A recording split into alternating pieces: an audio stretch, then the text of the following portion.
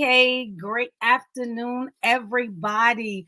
Welcome to Lunchtime Empowerment Talks with Dr. Vaughn. I am Dr. Shavonna Whitehead, and it's always my privilege, honor, and my pleasure to come and join you every Tuesday at 1 p.m. for just a little push, a little encouragement. And so come on in the room. As you're coming in the room, say hello. As you're coming in the room, say hello. Please like and share this. But as you're coming in, just say hi. Hope your Tuesday is off to an amazing start. I do understand. Hey, Erlene, how are you? Listen, I made a post on yesterday, and we're going to kind of talk about it today. And we may actually begin still talking about it on next week. It is my understanding that Facebook was down, but it looks like we are back up just in time. So hope that you are ready to receive something from God. Listen, I put a post up yesterday, Sunday night, and it said, "This tear has a different cry." This tear has a different cry. Well, this cry has a different tear. I'm sorry. This cry has a different tear. Hey, Monday, how are you? And it simply said, "My tear, it fell in pain, but it landed in promise." It fell in pain, but it landed in promise. And many people have sent me messages like, "Oh my God, Dr. Vaughn, you were talking to me." And I wanted to give some little backdrop of it, just to give a little context and some concrete solidity to it, is that we have to understand, hey, Aunt Jackie, we have to understand that many of us are going through things, but you have to have the mindset that this particular cry, you're not crying in despair. You're not crying in agony. You're not crying in hopelessness. You're not crying in defeat. You're not crying in desperation, but you are literally finding yourself now crying because you understand that this cry, this pain that you're in now, as this tear is released, it's not going to land in pain, but it's going to land in promise. Why? Because everything that you've been going through, everything that you've been dealing with is preparing you for a prepared place. I understand you don't like it. I understand that it's uncomfortable. I understand that it's not pleasing. But this particular cry that I have now has a different tear. Why are you saying, Dr. Vaughn? I preached a message a couple of weeks ago that said the cutting saved my life. Why are you saying about this, Dr. Vaughn? All of this sounds like very unpleasant. You're talking about crying and you're talking about cutting. But what I have to understand is that though the cutting produced a level of pain, the tear that was released was in pain, but the fulfillment of the cut landed me in promise. The fulfillment of the cut, hey, Dr. Angela, the fulfillment of the cut landed me in purpose. Okay, Dr. Vaughn, explain something more to me. It's because some of us have to go through this cutting season because we've been connected to things beyond its expiration date. Some of us have to go through cutting seasons because we've been connected to things that we settled for. Some of us have to go through this cutting season because we've been connected to things because we had our own limited thinking. Some of us, we had to go through cutting because we were connected to things and dragging them from season to season to season to season. And God saying, in order for me to take you into where you need to be, I need to get the residue of the old off of you before you can step into the new. And guess what? That process is painful. That process brings agony. Hey, Lily, that process is uncomfortable. That process brings some torment. That process may make people laugh at you. That process may make people talk about you. That process may make you look crazy and stupid for a season. That process may make you look like that you're really not in your right mind for that season. That process may not make sense to anybody else. But if you are hearing God and you are allowing God to do what God needs to do in you, you'll understand that, yes, I may be crying in pain, but by the time my tear actually reaches its destination, it's landing in my promise. It's landing in my purpose. I'm no longer crying for nothing anymore. Come on here. I can't hear nobody. I'm no longer crying for nothing anymore. Every tear that I shed is landing in purpose. Come here, Hannah.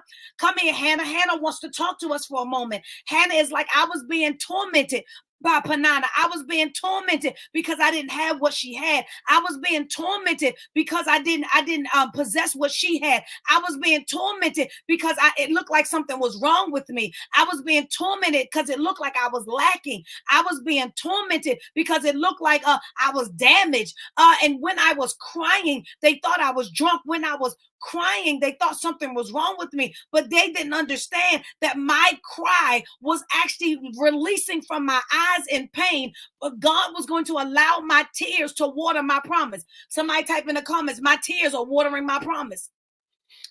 Somebody type it in the comments. My tears are watering my promise. What do you mean, Dr. Vaughn? You got to stop despising the uncomfortability parts of your journey. You got to stop despising the cutting parts of your journey. You got to stop despising the fact that God has you back on the threshing floor. You have to stop despising the fact that God put you back on the potter's wheel, and he's taking those tools and he's raking off the extra, and he's tearing off and he's cutting away, and he's shaping and he molding, and he's getting you just right. So he's got to cut a little more. And just when he thinks it's just right, he sees another blemish on the side. So he cuts another thing, and he sees another rigid edge on the side, and he begins to cut that too. But listen here, he's not cutting you for punishment.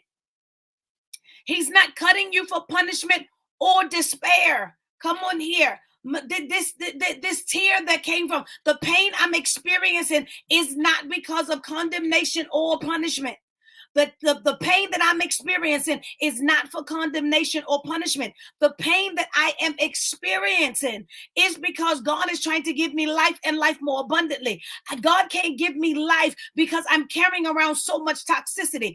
God can't give me the life more abundantly because I'm attached to things that are infecting me. God cannot give me the life more abundantly because I want to keep taking this person along. God cannot give it to me. And so therefore, I have to go through a cutting process.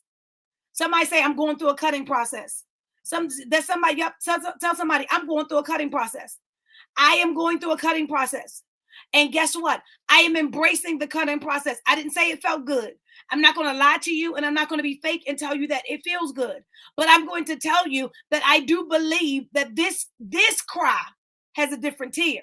I'm no longer crying in destitute. I'm no longer crying in desolation. I'm no longer crying because I'm hopeless. I'm no longer crying because I think it's at the end of the road. I'm no longer crying because I don't see my way out. I'm no longer crying because I have no answers. I'm no longer crying because I'm in agony. I'm no longer crying because I feel alone. I am crying because the process is uncomfortable, but then also there's a component to my tear that has a level of gratitude. I can't hear nobody. Oh God, there's a component of my tear that is about the pain, but there's a component of my tear that's about gratitude. Help me, God. I can't hear nobody. I said there's a component of my tear. My tear has two components. It has a component of pain, yes, but it has a component of gratitude. Why? Because I realize that though I am going through a temporary, intentional level of pain, it is actually going to produce an eternal level of promise that no one can take from me. I'm going to say it again. Though I am going through a temporary, intentional level of pain, it is producing an eternal level of promise that nobody can take from me. Oh God, okay. So what am I saying to you? You have to realize that this tear in this season has two components. Yes, I feel the pain. I am in agony. I feel the pain. So yes, the tear is coming because he's cutting away something that was familiar. The tears are coming because he's cutting away something that I love. The tears are coming because he's cutting away something I really want to keep. The tears are coming because he's cutting away something that I kind of like a little bit. The tears are coming because he's cutting away something I really don't understand why I got to get rid of it, because he knows better than I do. So yes, there's a level of pain that's coming out of this tear. So yes, I feel it. The tears are coming because I'm hurting. Tears are produced in happiness, sad, pain, or I'm hurting. So the tear is dropping because I'm hurting. But there's a component of my tear, even in the midst of my pain, that has a level of gratitude because I understand that this is only a part of my journey.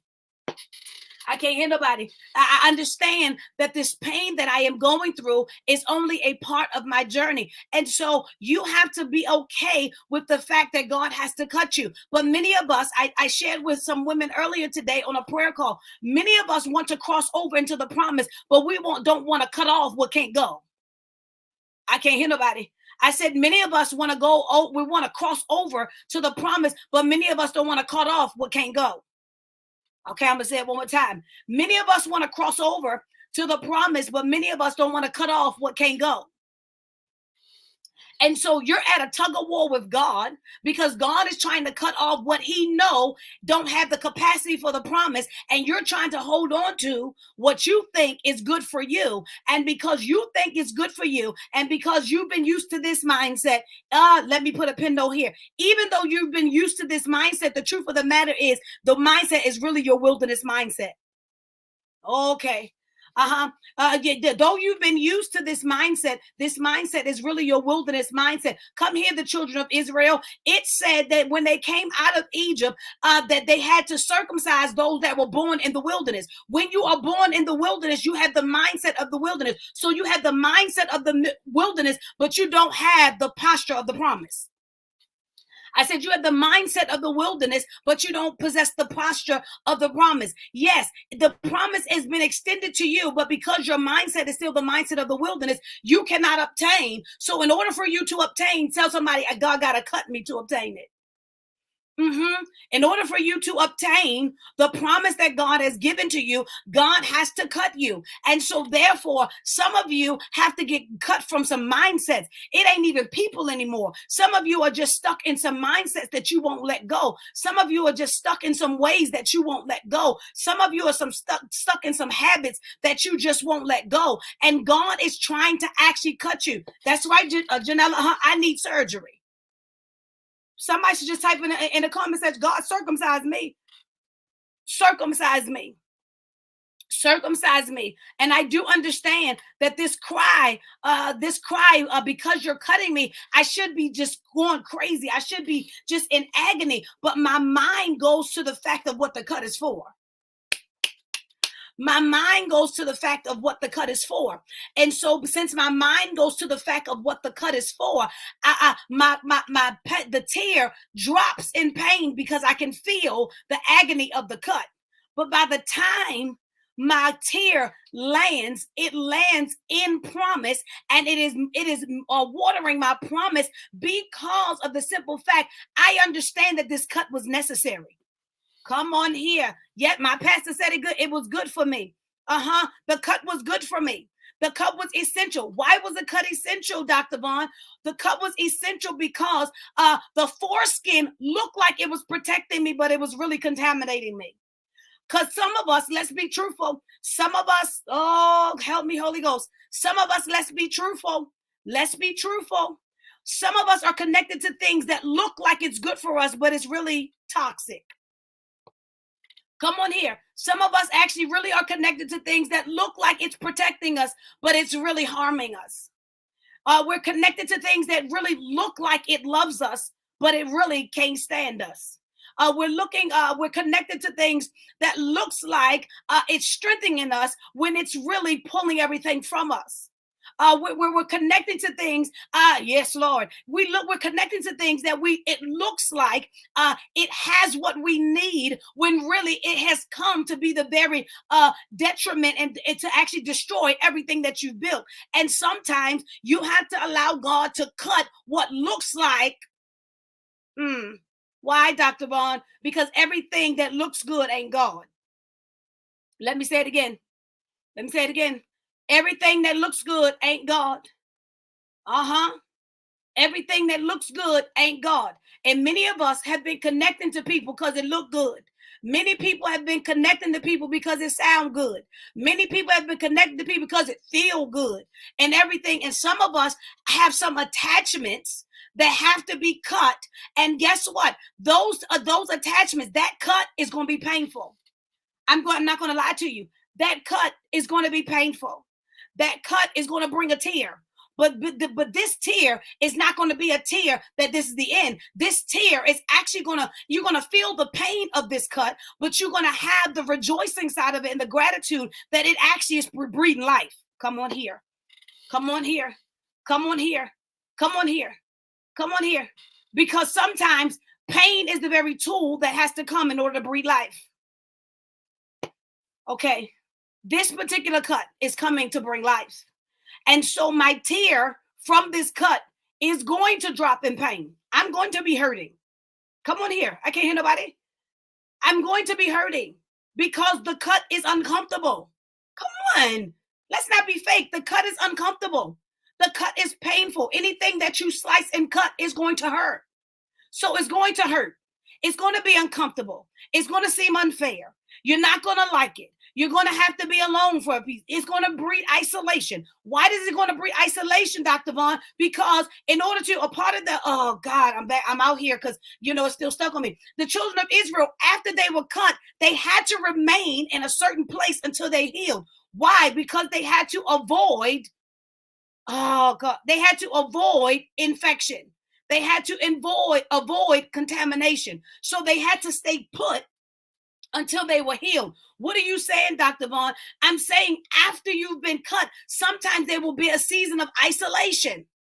There will be a season of isolation because you have to heal. And if you have too many people in your space while you're healing, that it becomes infected. It has too many germs in there. It becomes a polluted atmosphere. And then therefore you rid yourself and you risk the chance of having to be cut again. I'm just saying, this cry has a different tear. Yeah. This cry has a different tear. It hurt. The cut hurt, y'all. The cut hurt. I done got cut deep over this last, probably this since January 1st to now. I done got cut deep. I done had some lashes. But God had to reveal to me that it was necessary, because now I can tell you about the cut because I survived it and I conquered it. Now I can tell you about the cut because I survived it and I healed from it. Now I can tell you about the cut because I let God cut me all the way. Because, let me stop. Let me pull here for a minute. I let God cut me all the way because some of y'all got some hesitation cuts. When God start cutting, you pull back. When God start cutting it away, you reattach to it. When God start cutting, you run away. So some of us got some hesitation cuts. No, I had to lean all the way in and let him finish the surgery. I had to let God finish the circumcision. Because I need what he has given to me to produce and to produce healthy. Somebody will catch that. I need God, oh God, to allow me to produce and to produce healthy. So which means that my organ has to heal well so that it can produce. So I let him cut everything off of me that could risk contamination. I let him cut everything off me that could risk pollution. I let him cut everything off of me that can contaminate the work that God is doing. I let him cut everything off of me that doesn't have the same vision and doesn't have the same DNA of what I'm building. I had to allow God to do the cutting. And let me say this as I bring this to a close. I also have to be okay that he don't always cut off something that was totally bad. He sometimes cut off something that's just an extra growth that don't belong. Hey, whoo, God Almighty. Sometimes he got to cut off an extra growth that doesn't belong. It's not infected or anything. It's just extra that don't belong. My God. So sometimes God has to cut off a growth that's just extra and don't belong. And so I just wanted to share and encourage somebody today, because we have to be able. I love you more, Mom. My mommy's on. I love you more. I wanted to encourage somebody today because I want you to lean into your process a little different and let God do what he needs to do. Because in this season, You got to look at what you're going through differently and allow your cry to have a different tear. Your tears are still going to come, but this time they come in a different way. This is a different kind of tear. This tear is watering something for me. This tear is watering something for me. I don't know about anybody else, but now that I'm on the other side of it, this tear is watering something for me. It was painful when I was being cut, but then I realized my tear landed in promise, and I'm just watching God work. I'm watching God work. So I just wanted to encourage somebody today. Hey, my brother, I love you so much. I just wanted to encourage somebody that this cry got a different tear. I'm not crying in despair this time. I'm not crying hopeless this time. I'm not crying in desolation this time. I'm not crying in agony this time. I am uncomfortable. Absolutely. I am very uncomfortable. But I'm crying. And my cry has two parts. It is a little painful, but then it also has a level of gratitude. Has a level of gratitude because I know where this tear is going to land. Somebody should just type that in the comments. I know where this tear going to land. This tear is landing in my promise. This tear is landing in my purpose. I know where this tear is going to land. And so I hope that you receive something. This was just a little push for you today. I hope that you received something today that encouraged you, that strengthened you. I didn't post on yesterday what today's talk was going to be about because I didn't know what God was going to do. And then he told me, he said, he calls me Shavonna, stay right there. Stay right there with the cut and the tear. And so, yes, that's right. I know where this tear is going to land. And so I love each and every one of you.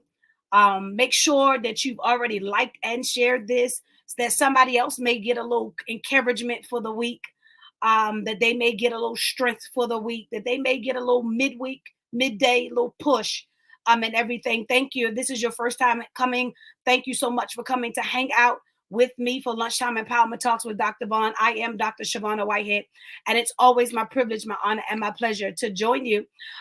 Just in case you haven't already done so, go down there at the bottom of the screen and subscribe. Stay connected to us at www.shavonnawhitehead.com. When you do subscribe, you get a nice little free ebook that we want to share with you, just as a thank you for staying connected to us. If you have not already registered, come and join us May 3rd through the 5th for the Restore Your Roar Experience 2024 right here in Baltimore, Maryland. If you you can stay with us Friday and Saturday, or you can just come and hang out with us on Saturday. I am going to be posting again today the registration.